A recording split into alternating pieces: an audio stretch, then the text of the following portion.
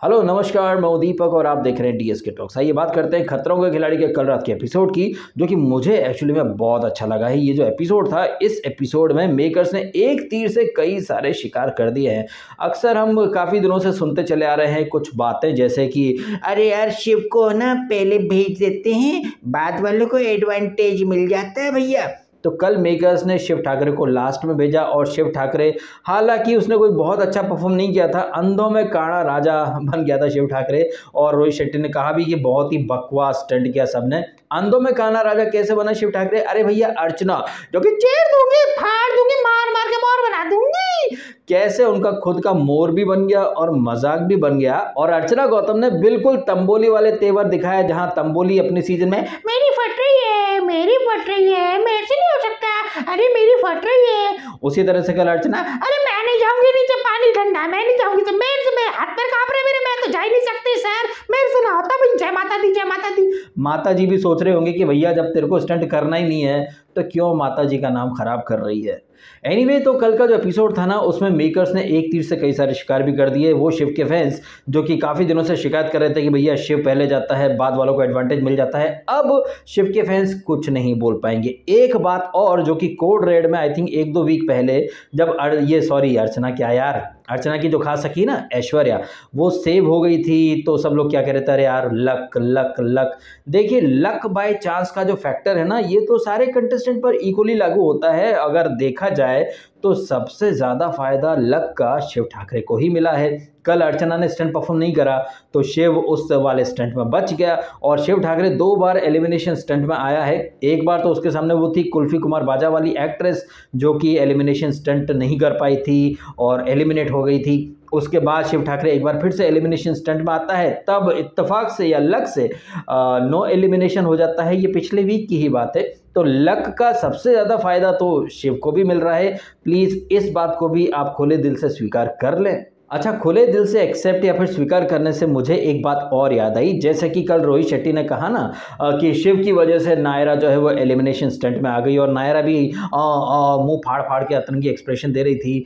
तो क्या वाकई में शिव की वजह से ये नायरा एलिमिनेशन स्टंट में आई है? I don't think so. Naira अगर अपना जो सबसे पहला स्टंट था, अगर वो स्टंट परफॉर्म कर लेती तो वो डेंजर जोन में आती ही नहीं, और डेंजर जोन में नहीं आती तो वो एलिमिनेशन स्टंट में नहीं आती। तो ये जो एक रोहित शेट्टी ने एक नैरेटिव चलाया कि भैया शिव की वजह से नायरा एलिमिनेशन स्टंट में आई है। ऑल दो एलिमिनेशन स्टंट में सबसे कमज़ोर खिलाड़ी डेजी शाह थी, जो कि एलिमिनेट हो भी गई हैं। और जिस तरह से रोहित शेट्टी ने एक जो नैरेटिव चलाया था ना, उसके बारे में थोड़ा मैं डिटेल से बात कर लेता हूँ। आपको मैंने पहले भी बताया कि आजकल मैं कुछ मोटिवेशनल बुक्स पढ़ रहा हूँ, माइंडसेट चेंज करने वाली बुक्स पढ़ रहा हूँ, और ये जो 2-3 बुक्स मैंने मंगाई हैं, उन बुक्स का एक मोटा मोटा कंक्लूजन जो है ना, वो यही है कि हमारी ज़िंदगी में अगर जो अच्छा होता है या बुरा होता है, वो हमारे अपने कर्म होते हैं। और भगवान कृष्ण तो हज़ारों साल पहले गीता में बोल करके चले गए हैं, आपके कर्म ही आपके भविष्य का निर्धारण करते हैं।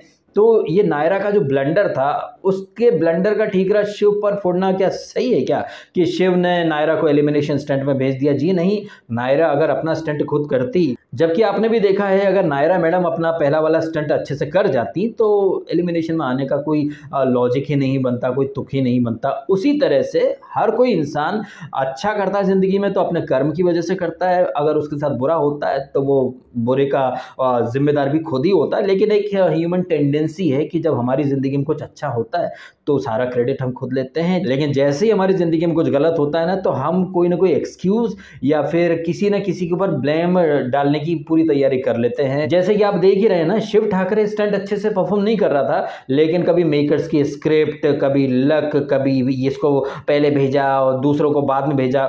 कल तो शिव ठाकरे बाद में आया था ना, तो क्या अब शिव ठाकरे के फैंस ओपनली ये एक्सेप्ट कर पाएंगे कि यार जिस स्क्रिप्ट को वो गाली दे रहे थे कि यार शिव को पहले भेज देते हैं, शिव को बाद में भेजना चाहिए था, कल तो शिव को बाद में भेजा, तो अब जिस स्क्रिप्ट को आप लोग गाली दे रहे थे, अब उसी स्क्रिप्ट को आप अप्रिशिएट करेंगे तो आप देखें कितनी सहूलियत से ना लोग चित भी अपनी रखते हैं, पट भी अपनी रखते हैं। ऐसा एग्जांपल आपको कल और देखने को मिला, जब ये एपिसोड के स्टार्ट में कोड रेड में सबको भेजा गया था कि आप लोग पता करो कि भैया अंडर कवर कौन है। अगर आप लोगों का तुक्का सही लग गया तो भैया वो जो अंडर कवर एजेंट है ना वो सीधा एलिमिनेशन स्टंट में जाएगा। ज़्यादातर लोगों का कहना था डेजी, और मैंने भी अपने वीडियो में कल डेजी को ही अंडर कवर एजेंट बोला था। उसके कुछ रीज़न है, जैसे कि डेजी जो है वो एक्ट्रेस है तो अच्छे से वो एक्टिंग कर सकती है। दूसरा, डेजी जो है वो रोहित शेट्टी को जानती है, तो मुझे ये लगा था कि डेजी शाह को ही अंडर कवर एजेंट बनाया गया होगा। लेकिन आउट ऑफ सिलेबस हमें पता चलता है कि शिव ठाकरे है जो कि अंडर कवर एजेंट था। और ये शिव ठाकरे इसने 2 बार खुद को ही डिसएडवांटेज दे दिया। तो यार ये बात तो किसी के दिमाग में आई भी नहीं होगी कि यार Shiv Thakare undercover agent है, और वो भी तब जबकि 2 स्टंट में शिव ठाकरे ने खुद ही को डिसएडवांटेज दे दिया। अब ये चीजें करके शिव ने कहीं ना कहीं खुद को अव्वल नंबर का एक्टर तो साबित कर दिया। वो स्टंट में अच्छा कर रहा हो या नहीं कर रहा हो, लेकिन एक्टिंग में तो भैया शिव ठाकरे ने कल फाड़ करके रख दिया। जो एक्टिंग की थी उसने अंडर कवर एजेंट की। अब शिव ठाकरे जो कि अंडर कवर एजेंट था, उसने एक दिन पहले जो स्टंट किया था उसमें उसके साथ अर्चना भी थी, और उसने खुद ही को डिसएडवांटेज दे दिया था। शिव ठाकरे हो सकता है दुनिया के सामने एक तस्वीर पोर्ट्रे करना चाहता हो कि देखा वो कितना फेयर खिलाड़ी है, उसने खुद को भी डिसएडवांटेज दे दिया। वहीं अर्चना के फैंस ये बोल सकते हैं कि भैया उसको तो पता था कि वो अंडर कवर एजेंट है, लेकिन अर्चना उसके चक्कर में एलिमिनेशन स्टंट में फंस गई। तो प्लीज अर्चना फैंस थोड़ा सा दिमाग को खोलिए। ये जो पहला स्टंट था कल के एपिसोड का, उसमें अर्चना ने बुरी तरह से हग दिया था। तो अर्चना अगर स्टंट अच्छा परफॉर्म करती तो वो भी एलिमिनेशन स्टंट में नहीं आती। हालांकि ये अर्चना जैसे कि पानी से डर लग रहा था, पानी में कूदने से डर लग रहा था, अल्टीमेटली जान बचाने के लिए यानी कि एपिसोड से एलिमिनेट होने से बचने के लिए उसने वो आइस बाथ ले लिया जहां पर डेजी शाह एलिमिनेट हो गई। डेजी शाह के साथ भी आई थिंक एक बैलेंस वाला सीन कर दिया शिव ठाकरे ने। एक दिन पहले जब डेजी शाह जो थी जिनको कि एडवांटेज मिला था, वो 15 सेकंड पहले स्टंट शुरू कर देती हैं। रश्मित 15 सेकंड के बाद स्टंट शुरू करती है, बट फिर भी रश्मित जीत जाती है। एंड कल रात के एपिसोड में आपने देखा कि डेजी को डिसएडवांटेज मिला था। जिस स्टंट में आप एक ट्रक से लटक करके जा रहे हैं, काफ़ी सारे वहाँ पर ऑब्स्टिकल्स हैं, हर्डल्स हैं, वो पार करना है, वो फ्लैग लाना है, जहाँ पर अरिजीत ने काफ़ी अच्छा खेला। तो शिव ठाकरे ने एक दिन पहले अरिजीत को डिसएडवांटेज दिया था, तो यहाँ पर अरिजीत को फायदा भी मिल गया। और डेजी को तो भैया आप डिसएडवांटेज हो एडवांटेज हो कोई फर्क पड़ता ही नहीं है, क्योंकि डेजी इस सीजन की सबसे नल्ली और सबसे कमजोर खिलाड़ी बन करके बाहर निकली है। एक दिन पहले उन्हें एडवांटेज था 15 सेकंड पहले, लेकिन वहां पर भी गच्चा खा गई, और इस एपिसोड में तो गच्चे पर गच्चे खाए हैं भाई साहब। अब डेजी के फैंस क्या बोलेंगे, अरे डेजी को एलिमिनेशन स्टंट में पहले भेज दिया था, अदरवाइज वो तो फाड़ के रख देती। हाँ, वो कितना फाड़ के रख चुकी है तो हमने देखा ही है। तो डेजी एलिमिनेशन स्टंट में पहुंच जाती हैं, बिकॉज वो जो ट्रक वाला स्टंट था वहां पर वो कुछ खास कर नहीं पाती हैं। अरिजीत जीत जाता है। फिर एलिमिनेशन स्टंट में रोहित शेट्टी के अकॉर्डिंग नायरा जो कि शिव की वजह से एलिमिनेशन स्टंट में आई, तो कैसे झूठे नैरेटिव रोहित शेट्टी ने चलाए, और नायरा अपने ब्लंडर नहीं देखेगी, वो तो यही कहेगी अरे शिव की वजह से एलिमिनेशन स्टंट में आई थी, अदरवाइज मैंने फाड़ के रख दिया था। तो एलिमिनेशन स्टंट में सबसे कमज़ोर डेजी रहती हैं, जो कि स्टंट अच्छे से परफॉर्म नहीं कर पाती हैं और टाटा बाय बाय बोल के घर आ जाती हैं। अब ये डेजी शाह वाकई में घर आई हैं या नहीं, इसके बारे में भी कुछ तो गड़बड़ है दया, इन्वेस्टिगेशन करना पड़ेगा। बिकॉज ये लोग बोलते ज़रूर हैं कि कंटेस्टेंट अब घर जाएंगे। आपने देखा अंजुम वो कौन से घर गई थी भाई, कौन सी फ्लाइट है जो 1 वीक में वापस आपको शूटिंग लोकेशन पर लेकर के पहुँच जाती है, वीज़ा वीज़ा ये सब। तो कंटेस्टेंट कोई घर नहीं आते, सब वहीं होटल में रहते हैं। क्या पता डेजी शाह वाइल्ड कार्ड बन के फिर आ जाए, या गेस्ट अपीयरेंस में, या फिर इन सब के साथ ही वापस आएगी। तो ये रोहित शेट्टी भर भर के एक्टिंग कर लेता है। वैसे एक बात है, ये मैंने पहले भी कही है कि सलमान खान जो कि फिल्मों से अच्छी एक्टिंग बिग बॉस में करता है एज अ होस्ट, वैसे ही रोहित शेट्टी भी क्या ताबड़तोड़ एक्टिंग कर रहे थे। वैसे रोहित शेट्टी को एक्टिंग के मामले में ताबड़तोड़ टक्कर तो शिव ठाकरे ने दी है। वो स्टंट अच्छे करे ना करे, लेकिन अंडर कवर एजेंट होने की एक्टिंग क्या जबरदस्त एक्टिंग की है भाई। अगर शिव अपने स्टंट में भी ऐसे ही दम दिखाओ ना भाई, तो तुमसे बेहतर खिलाड़ी कोई नहीं होगा। क्योंकि मेरा ये मानना है कि रोहित शेट्टी खुद भी बहुत ज़्यादा एक्सपेक्टेशन लेकर के चल रहे शिव ठाकरे से, बट शिव ठाकरे ने अब तक तो खैर डिसअपॉइंट ही किया है। कल का स्टंट वो जीता ज़रूर है, लेकिन आपने भी देखा है रोहित शेट्टी कितनी बुरी तरह से भड़के थे कि खड़े होकर के जंप लगाना था, लेकिन शीजान और शिव ठाकरे बैठ बैठ के जंप कर रहे थे। जबकि ये वाला स्टंट है, ये पहले के सीज़न में भी हो चुका है। वो विशाल आदित्य सिंह और वो दिव्या अग्रवाल जो कि 1707 लौंडों को खा करके हज पर चलने वाले तेवर में किसी उल्लू ऐप का कोई फर्जी सा रियलिटी शो जज करने गई रिलेशनशिप के ऊपर, उसका दिव्या अग्रवाल का बॉयफ्रेंड था यार, मैं तो नाम भी भूल गया, तुषार के सीज़न में था, तरुण अरुण ऐसे ही कुछ नाम था, वरुण, हाँ वरुण करके कोई था। तो उन्होंने ये स्टंट किया था,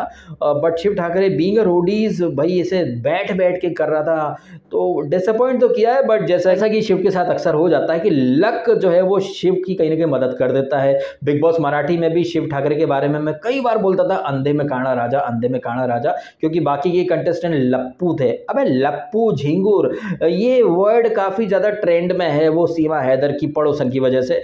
तो सीमा हैदर की जो पड़ोसन है वो ऑब्वियसली यूपी की हैं, और यूपी से ही अर्चना गौतम भी आई थी। मुझे लग रहा है कि बिग बॉस 17 में आपको वो भाभी देखने को मिल जाएगी जिन्होंने सचिन, वो सीमा हैदर के शौहर को लप्पू सा सचिन, झिंगुर सा सचिन बोला, वो भाभी बड़ी वायरल और फेमस हो गई। क्या पता इन ट्रेंडिंग भाभी को बिग बॉस 17 में मेकर्स लेकर के आ जाए और वो वहां पर अर्चना गौतम की तरह ठेठ यूपी वाले अंदाज में रंग जमाएंगी। अब वो रंग जमाना एंटरटेनमेंट होगा या इरिटेट करना होगा, ये तो समय ही बताएगा।